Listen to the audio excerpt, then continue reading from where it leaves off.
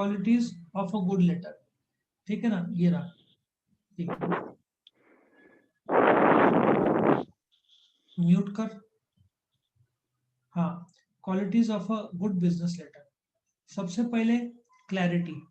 Now simple सा logic है, clarity तुम क्या बोलना चाहते हो, तुमको ऑब्जेक्टिव ऑफ लेटर तुमने तो इसमें सब्जेक्ट में तो बोल ही दिया है, ठीक है ना, तो तुमको क्लैरिटी देना पड़ेगा लेटर में। एक सिंपल सा लॉजिक है, तुमको जब बैंक अकाउंट ओपन करना है तो तुम क्या बोलोगे कि हम लोग बैंक अकाउंट ओपन करना चाहते हैं, हम आपका proof of address, PAN card, cheque, वो सब साथ में जोड़ रहे हैं। तो तुमने सपोजिटली कंपनी है वो शेंगदाना तेल, बादाम तेल अलग अलग सप्लाई करती है, तुमने लेटर लिखा प्लीज 5 किलो तेल भिजवाना, वो कंफ्यूज हो जाएगा, उसको वापस तुमको फोन करना पड़ेगा, वो बोलेगा कैसा गधा है कि कौन सा तेल है वो भी बोलता नहीं, वो फोन करेगा, तुम बोलोगे सॉरी सॉरी भूल गए शेंगदाना तेल भेजना। तो साफ पता चल रहा है कि सामने वाला पहचान रहा है तुमको कि तुमने क्लैरिटी नहीं दिया, क्लैरिटी से इज्जत भी जाती है, इसलिए क्लियर कट बोलो please supply 5 kgs of groundnut oil, ठीक है ना। तो क्लैरिटी बहुत जरूरी है जिससे सामने वाला उसको समझ सके, जिसको टेक्निकल भाषा में डिकोड बोलते हैं, समझना, कंसाइज। अभी क्या होता है, किसी के पास टाइम नहीं है लंबे लेटर भेजना, अब तुम देखो, तुमको जब कोई फोटो फॉरवर्ड होता है तुम तुरंत देख के या तो पसंद आया तो थम्स अप या लाफिंग का सिंबल डालोगे, लेकिन एक स्टोरी आई बड़े पैराग्राफ की, 6-8 पैराग्राफ, तो तुम 10 में से तो 8 पढ़ोगे ही नहीं, क्यों, बहुत बड़ा स्टोरी है। तो letter must be concise, short, keep to the point. पहले पैराग्राफ में क्या बोलोगे, with thank you for your letter of inquiry dated so and so, ठीक है ना। दूसरा पैराग्राफ में एज पर your requirement we are submitting herewith the quotation which you wanted. तीसरा, thanking you for your interest shown in the company. कितना line हुआ, 3-4-5 line. So keep it short, उसको बड़ा मत करो, इससे गड़बड़ी हो जाता है, ठीक है ना।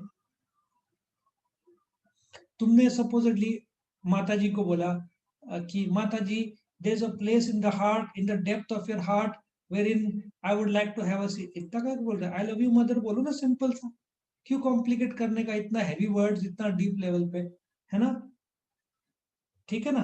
कितना सिंपल सा शब्द है लेकिन कितना इफेक्टिव है। Next is completeness. कंप्लीटनेस मतलब क्या, तुमने जैसे मैंने बताया कि लेटर लिखा, सामने वाले ने पूछा कितने का वस्तु है, तुमने लेटर लिखा कि से 100 रुपया किलो है, लेकिन तुम एक चीज बोलना भूल गए, पेमेंट टर्म्स कैसा है, डिलीवरी कहाँ होगा, कितना टाइम का क्रेडिट रहेगा, कैसे पेमेंट करना है, ये तो तुमको बोलना पड़ेगा ना। कंप्लीटनेस, उसने जो बोला इंफॉर्मेशन तुमको कंप्लीट तो बताओ। जैसे तुम नौकरी के लिए अप्लाई कर रहे हो तो तुमको अपना बायोडाटा भी तो साथ में जोड़ना पड़ेगा। अच्छा, तुमने बायोडाटा में अपना फोन नंबर ही नहीं दिया, या तुमने अपने बारे में कुछ बताया ही नहीं, सिर्फ क्वालिफिकेशन और थोड़ा बहुत एक्सपीरियंस, तुम्हारे स्ट्रेंथ क्या है, हॉबीज क्या है, ये सब बताना पड़ता है। तुम, तुम्हारा ऑब्जेक्टिव क्या है कंपनी में ज्वाइन करने का, ये सारी चीजें कंप्लीटनेस बोलते हैं। तुम्हारा बायोडाटा कंप्लीट चाहिए, लेटर कंप्लीट चाहिए। कर्टसी, कर्टसी में मैंने क्या बोला, पहला पैराग्राफ क्या बोलोगे, we thank you for your letter of inquiry dated so and so, courtesy, polite. तुम ऐसे नहीं बोल सकते कशाला पाठवलं रे पत्र, काय काम धंदे नहीं का तुला, ऐसे थोड़ी लिखोगे, पोलाइट रहना पड़ता है। सो कर्टियस लिखो कि we thank you for your letter, फिर एंड में थैंकिंग यू, वी वुड, मतलब यू एटीट्यूड चाहिए। हर हर लेटर सामने वाले के दृष्टिकोण या नजरिए से लिखा जाता है लेटर, इसलिए letter should be courteous, soft और कर्टियस होना चाहिए। Next is correctness. तुमको पता है कई बार जब मैं जब किसी करेक्टनेस में, तो तुमको ही क्रिकेट वाला कौन था, CRUCK कौन वाला था, क्रिकेट किसने गलत स्पेलिंग लिखा था, सर वो आदित्य लाड। तो करेक्टनेस चाहिए, नहीं तो सामने वाला तुरंत पकड़ लेगा। और कंपनी में सब नहीं चलता है गलत लेटर्स, गलत वर्ड्स, क्योंकि उससे इज्जत खराब होता है कंपनी का। इसलिए जहां तक हो सके, अभी वो तो अपने मजे के लिए था, 11वीं में आदित्य, ऐसे होता है जल्दबाजी में लिख दिया, लेकिन बिजनेस लेटर में ऐसे गलत नहीं लिख सकते। व्हाट्सएप में क्या मस्ती मजाक चलता रहता है, लेकिन ऑफिशियल लेटर्स में खास डबल ट्रिपल केयर लिया जाता है कि कुछ गलत ना लिखा जाए, ठीक है। Next is coherence. कोहेरेंस में एक सीक्वेंस ऑफ आइडियाज होता है। सीक्वेंस कैसे लिखते हैं? अभी मैं तुमको बोलता हूँ कि मुझे तुम्हारे पास मोबाइल है बेचने के लिए, तो मैं तुमको इंक्वायरी लेटर डालता हूँ। तुम्हारा पहला सीक्वेंस क्या होगा? तुम मुझे पहले थैंक्स करोगे, दूसरा तुम बोलोगे कि हम 20 साल से बिजनेस में हैं, फिर बोलोगे प्रोडक्ट नंबर, मतलब पहले तुमने मुझे थैंक किया, दूसरा तुमने अपने कंपनी को इंट्रोड्यूस किया, थर्ड तुमने प्रोडक्ट को इंट्रोड्यूस किया, और चौथा लास्ट में थैंकिंग यू बोला। प्रॉपर सीक्वेंस में तुम डायरेक्टली प्रोडक्ट से शुरू करोगे और फिर बोलोगे आपका लेटर के लिए थैंक यू, गलत होगा। तो एक कोहेरेंस, एक सीक्वेंस होता है लेटर का, वो सीक्वेंस में लिखा जाता है। जैसे तुम्हारा इंग्लिश पेपर का एक सीक्वेंस रहता है। तुम ऐसा नहीं बोलोगे कॉलेज वालों को कि कॉलेज वाले अकाउंट्स पहले रखो, नंतर हिंदी मराठी बाद में रखो, हमको इंटरेस्ट नहीं है।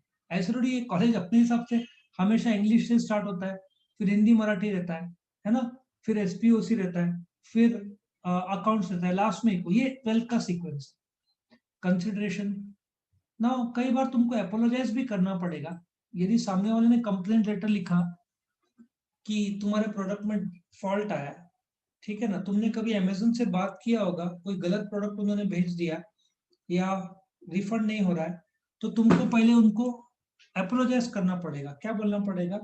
We would like to apologise for the inconvenience caused to you due to the defective product, और end में we assure that we will replace the product at the earliest, thanking you for the faith you have kept in the company। तो एक इज्जत देना, courteous रहना, सामने वाले के दृष्टिकोण से लेटर लिखना, ये कॉमन सेंस की बात है। चेयरफुलनेस, थोड़ा अच्छा कि we are glad to receive your letter, ऐसा थोड़ा चेयरफुल रखो, ऐसे उदासी टोन नहीं, we received your letter details, तो ऐसा लगता है कि आदमी बेचारा बड़ा दुखी है, रिप्लाई भी बड़े दुखी से। एक चेयरफुल आउटलुक होना चाहिए। चेयरफुल मतलब ऐसे स्माइली नहीं डालते लेटर में, ऑफिशियल लेटर में तुम्हारे जो स्माइली डालते ना, जिससे वो थोबड़ा, दो थोबड़े ना, ब्लू कलर के आंसू, हंस रहा है, रो रहा है, वैसा टाइप का नहीं डाल सकते, बट एक जनरल जॉय दिखना चाहिए लेटर में, चेयरफुलनेस होना चाहिए लेटर में, है ना, डल नहीं होना चाहिए लेटर।